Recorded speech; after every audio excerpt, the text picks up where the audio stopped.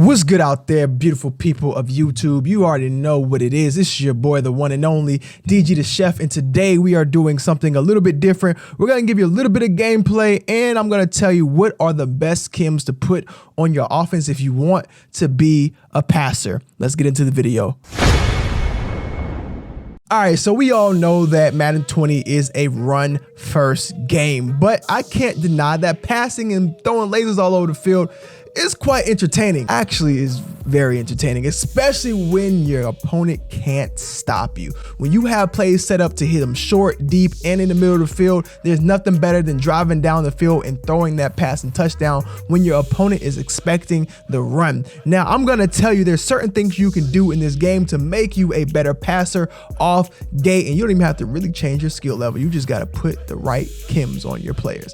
All right, this is what we're gonna do. I'm gonna show you guys my favorite chems that I put on my players to make me a better passer. So at this particular point in the game, I really don't think there's any reason why you should have chems on your running back if it's not like Brawler or West Coast or anything of that nature. Those chems are fine, but when it comes to abilities, I don't think you need a superstar ability on your running back. You really just need good stick skills. Good stick skills are going to substitute for any of the abilities that may come inside of your chems or superstar X factors. So you'll see here I do have Dickerson, but Dickerson isn't one of my active superstars. I still can rack up yards with Dickerson when I need them, because I've been practicing on my stick skills. So what I like to do is my chems and abilities always go on my quarterback and 2 receivers. Of course, that makes sense, right? We're trying to pass, so why would I not put them on 2 receivers? But there's a particular setup that you need to do in order to beat the meta in this game, which is sadly blitzing the crap out of everyone and cover 2. That's kind of how I went this year. So let's start off with my running back. As you see, I do have the NAT Russell Wilson, and he gets the job done for me. I don't really need to power him up. He's right at the threshold of where I need him. Let's look at why he's a viable quarterback for me. Russell Wilson has 88 speed, which isn't too fast, which isn't also too slow, but at the end of the day, the abilities that I need to put on him, he has the ability to have those. He has 93 throw power, which is more than enough to get that good throw on the run. 96 throw deep accuracy, which is amazing for crossing routes. 97 play action, which we don't do that much. 98 throw on the run. That is a key point for me, because if you're going to do like dash and dead eye, being able to throw on the run and having a high accuracy for that is a big deal. So you want to make sure your quarterback has the ability to throw on the run. 90 throw under pressure, 90 accuracy mid, and 93 accuracy short. Russell Wilson base card for team of the year is amazing. If you have the power up, that's even better, but it is not necessary for this offense. Now let's talk about the chems that I put on Russell, okay? I like to go deep, mainly because I get the extra throw power, the spec catch, and just some other things, but mainly for the throw power, I like to go deep on Russ in all of my receivers. Now you can also use West Coast. I know a lot of people use West Coast offense. That's a good that's pretty decent as well if you want to throw. I just decided to go throw deep with most of my people. I will kind of play around with West Coast later on, but go deep works for me right now. I like dash and dead eye in my first slot. Escape artist you have to have if you're going to use dash and dead eye, I believe, and then Gusty, Scrambler are the ones that I chose to use for this particular formation.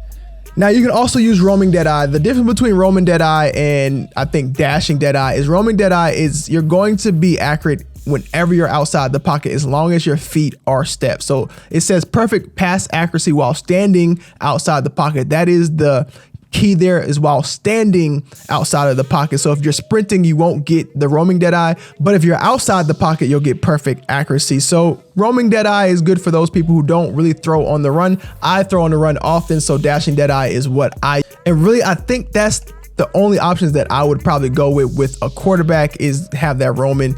I like to use Gusty Scrambler mainly because of the ability to throw while under pressure, because if you're scrambling a lot, you're probably gonna have somebody in your face, and you're gonna need Gusty Scrambler to make sure you can still get that accurate throw off. Escape artist is self-explanatory. Having that extra boost to get away from defenders as they're rushing you for the sack is always good to have. And then dash and dead eye, like I explained earlier, the ability to throw on the run and hit accurate passes, especially if you're trying to do crossing routes and hit those sideline routes. Dash and dead eye is a must to have.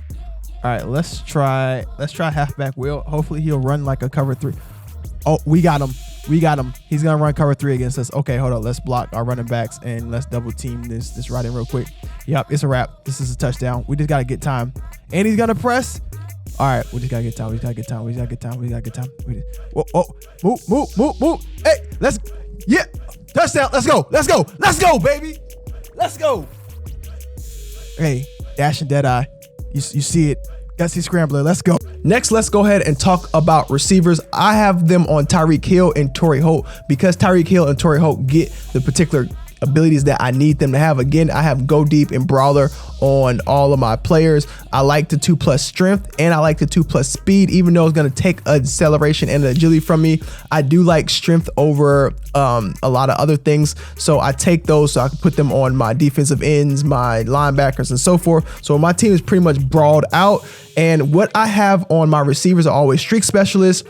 And for Tyreek Hill, especially for Tyreek Hill, he always lines up in my slot. For my particular offense, Tyreek Hill is always in the slot. So having the ability to have those 4 extra routes in the slot really makes my offense even more powerful because I can run the post, the corner, the crossing route, and the stop and go all from any formation or any play. And there are a lot of plays that can benefit for having a post route coming from the slot. It really opens up a lot of things in your offense. So Tyreek Hill has slot apprentice for me and route technician. So again, I have streak specialist for when I want to come down into a run formation and the guy switches over to like a run stop defense and he leaves his corners out to dry on an island. I put Tyreek Hill on a streak and it's off to the races. Hopefully I get a touchdown off of it and it makes people really hesitant about putting more than 8 people in the box and leaving Tyreek Hill on an island.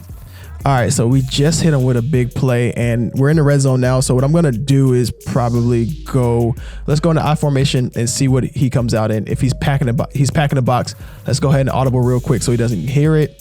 We'll motion hold on a streak and hopefully we get off this press quick with streak specialist.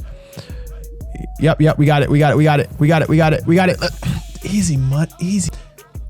Streak specialist always comes in handy when you have someone pressing you and you want to get off that jam quick and beat that press coverage. Like I said, if you want to establish the run, and as soon as they commit to it, go ahead, hit them with that streak and you'll be good to go. Like I said, slot apprentice and route technician. So I like route technician because it's quicker cuts while running routes, period. It's not a particular route. It's not a streak. It's not this. It's any route. And as you can see, the whole route tree is here. You have streaks, posts, corners, ends, everything. Is route technician is the way to go. Now you can double stack if you don't have slot apprentice or don't want to use slot apprentice. A good adjustment would be to, like, if you run a lot of post flags, have like post flag elite or in post elite or whatever you may use. If you want to double stack on that, they do double stack with route technician. So if you don't have slot apprentice or don't want to use slot apprentice, I would say put the route technician that you need on your particular receiver, whether it's post flag or in outs. Human joystick and return man are cool, but it's such a small part of the game. I don't think you really need it like you need these other 3. I would definitely take slot apprentice over human joystick because slot apprentice works whether you have the ball or not. Human joystick just works if you have the ball in your hand, meaning you have to complete the pass, meaning it has to go to Tyreek Hill. And it's just too many things that have to happen in order for that ability to kick in. So that's why I pick slot apprentice over like return man or human joystick. Now let's go ahead and look at, Torrey Holt, my other receiver. So Torrey Holt almost is identical to Tyreek Hill, and instead of having slot apprentice, he has out corner elite. So Torrey Holt normally lines up on my single receiver side and he's close to the formation because I like to run tight a lot. So tights normally run outs and corners for me. So I put out corner elite on him as well as route technician. Now I've already explained why we do streak specialist. So now what happens is I have Tyreek Hill on one side and I have Torrey Holt on one side. They can run the entire route tree and they have the special ability for streak. So if I have you pressing my receivers, I'm going to run a out on one side and a streak on the other side, and you're going to have to pick which one you want to choose, and hopefully you make the wrong decision and I'm able to hit you over the top or hit you for that first down. this is how I set up my offense. I'm going to show you guys some gameplay of me playing against a guy who really thought we were going to go back and forth passing, but I'm going to show you clips of like when the special abilities kicked in that really helped me make this guy quit. So let's go ahead and cut over to some of that beautiful gameplay so I can explain to you why these abilities are so important.